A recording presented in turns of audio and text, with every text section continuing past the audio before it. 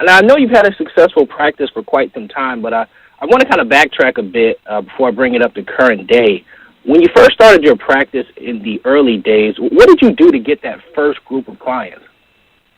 Well, I started my practice in 1979, so the landscape was a little bit different in the Atlanta area. Gwinnett County only had 3 chiropractors there, so it was like throwing a rock in the ocean in the early days. I didn't have to do too much, but what I did was just an announcement in the local newspapers, and it was a lot of meet and greets. I got involved as soon as I could with all the programs that interested me. I was an athlete in my former life, so I got involved in the sports program in the area, Little League Baseball, basketball, everything I could to meet a large group of people at one time. And I would visit the local vendors. I always kept my office covered with a staff member, but while we were in the infancy and patients weren't coming in, we went out there and we met as many people as we could, handed out as many business cards as I could, and basically put boots on the ground. So that's how we got started. Now, you said you got involved in a sports team. Were you actually a coach, or did you play on those teams? Both. When I started, I wasn't broken, so I played. I played basketball in college for 4 years, so that was a natural for me. That's the only sport that I did play, in softball. And then the rest of the teams I coached. So I didn't have any kids in the league. I was one of the few coaches that actually didn't have any children in the league at that time when I started. And as I had my own kids and they got older, I always coached their teams. So. Wow. So how did you actually promote what you were doing inside of the sports programs? How did you make that work? We didn't have to really do a lot of promotion. Basically, it was a small community, and people knew who you are and what you did. So as long as you always had your business cards in your pocket and you had the personality to give them out, that wasn't an issue. But also, one thing that we did was we hit as many vendors, as many of the local business shops as we could. Most small communities have a local businessmen's association.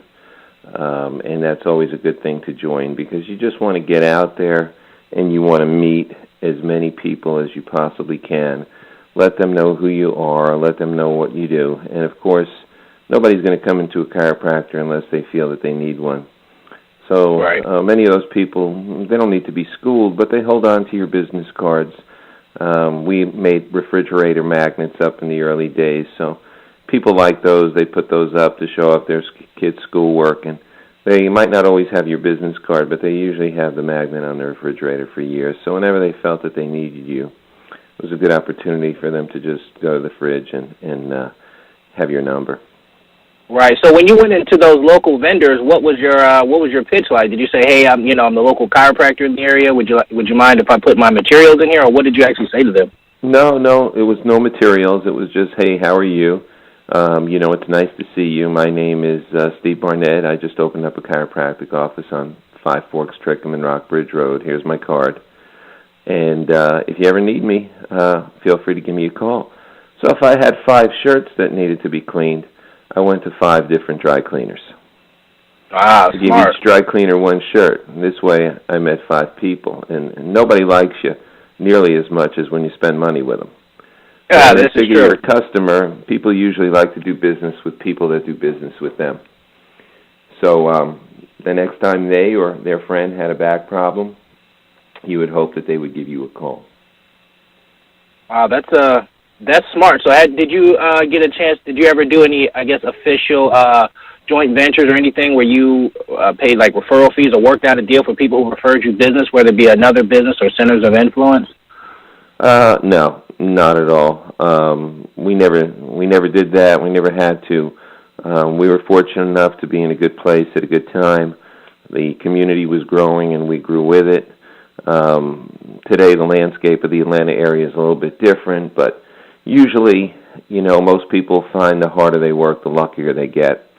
So if they go out there and they are just out there and trying to build their practice, my advice would be to find a niche, something that you feel comfortable with or that you're good at, surround yourself with those people, make yourself known, let them know who you are again and what you do.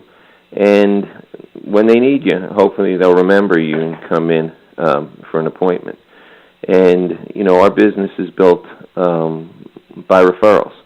So if you do a good job on the patients that you bring in there, hopefully they'll recommend their friends when they need you, and that's the way you build a practice. So when you started getting some referrals, did it pretty much grew organically after that? I would say so. We never really did much external advertising. We did a lot of internal advertising, so I would try to educate my patients as much as they could on not necessarily the philosophy of chiropractic care, but just the idea that it's a good idea to have spinal maintenance. It's a good idea to always get your spine checked. It's a good idea to get your children checked in middle school. It's a good idea to tell your friends and neighbors if you're ever involved in an automobile accident. It's a good idea to get your spine checked. So most of Hi, I want to thank you for listening to this exclusive interview on HiddenChiroInterviews.com. For more interviews like this on chiropractic marketing, business building, and practice management, visit Rossi Eason's HiddenChiroInterviews.com. That's HiddenChiroInterviews.com.